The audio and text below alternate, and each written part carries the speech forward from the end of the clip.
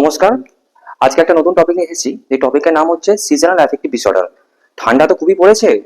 আমাদের আসানসোল বলুন, কলকাতা বলুন, মোটামুটি 10 থেকে 16 ডিগ্রি মতন যাচ্ছে লোয়ার টেম্পারেচার। তো এই সময় আমি নিজের চেম্বারে দেখি অনেক পেশেন্ট এসে কমপ্লেন করছে, ওনাদের মুড অফ থাকছে, সারাদিন ঘুমিয়ে থাকছেন, কোনো কিছু কাজ করতে ভালো লাগছে না, ইরিটেবল হয়ে যাচ্ছেন, একটু একটু ব্যাপারে মানে খুব ইরিটেট হয়ে যাচ্ছেন, খেতে তারপর হচ্ছে কি কার্বোহাইড্রেটের জন্য মানে সুইট ফুড খাওয়ার জন্য ওদের ক্রেভিং প্রচুর বেড়ে যাচ্ছে। তো সবথেকে বড় কথা কি, এই জিনিসটা আমাদের ইন্ডিয়ান পপুলেশনে, জেনারেল পপুলেশনে 3% অব্দি জিনিসটা দেখা যায়। 3% কিন্তু অনেক বড় পার্সেন্টেজ। আর এই জিনিসটা কি হয়, এটা প্রত্যেকটা লোকের কিন্তু মানে একটা মানে সিজনাল ভ্যারিয়েশনে হয়, মানে যার হয় ওর প্রতি বছরই হয়, একটা লক্ষ্য করা প্যাটার্ন লক্ষ্য করা গেছে। এর কারণ কিন্তু জানা যায়নি কি জন্য হয়, কিন্তু বেশিরভাগ সময় লোকে জেনেটিক কারণ বলে থাকে।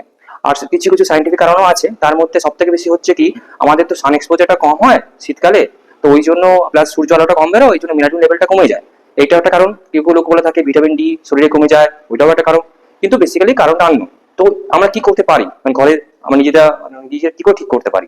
তো সব থেকে আগে আমরা যেটা বলে থাকি কি, এখানে লাইট থেরাপি প্রচুর রোল, কিন্তু লাইট থেরাপিটা সর্বক্ষেত্রে সম্ভব নয়। তো লাইট থেরাপির জন্য একটা স্পেসিফিক লুমেন্সে 10,000 লুমেন্সে লাইট লাগে, একটা টাইমিং থাকে, লাইট বক্স নিতে থাকতে হয়। এর সাথে আমরা যেটা করতে পারি, আমাদের হাইড্রেশন মেনটেন করতে পারি, ব্যালেন্স ডায়েট নিতে পারি। এর সাথে আমাদের যে খাওয়া দাওয়াতে খুব ফ্রুটস ইনটেক করতে পারি। কিন্তু কেন, winter is the month of vegetables, তো ওখানে প্রচুর আমরা ভেজিটেবলস নিতে পারি।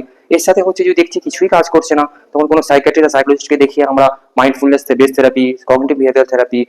এর সাথে যদি এটাও না কাজ করে, তখন কিন্তু অবশ্যই, কেন, এই যে স্যাডের জন্য অনেক পেশেন্ট, অনেক ক্লায়েন্টের মধ্যে সুইসাইডাবিলিটি বেড়ে যায়।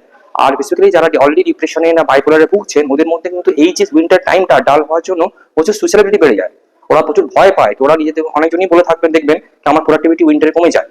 তো এই জন্য যখনই আপনার ফিলিং হচ্ছে, আর যদি সিজনাল ভ্যারিয়েশন প্রত্যেক বছরে হয়, অবশ্যই উইন্টার আসার আগে না উইন্টার সিমটম এক্সপিরিয়েন্স করছেন, অবশ্যই কোনো একজন সাইকিয়াট্রিস্টকে দেখাবেন।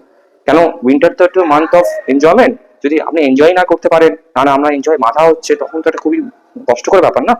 আর এরকম ভিডিও মানে পাওয়ার জন্য আমাকে অবশ্যই ফলো করবেন। আমার পেজের নাম হচ্ছে doctor D Shah neuropsychiatrist Asansol. অবশ্যই এই লাইক এন্ড শেয়ার করবেন। আর আপনাদের কমেন্ট খুবই মহত্বপূর্ণ, কাইন্ডলি কমেন্ট করবেন। ধন্যবাদ।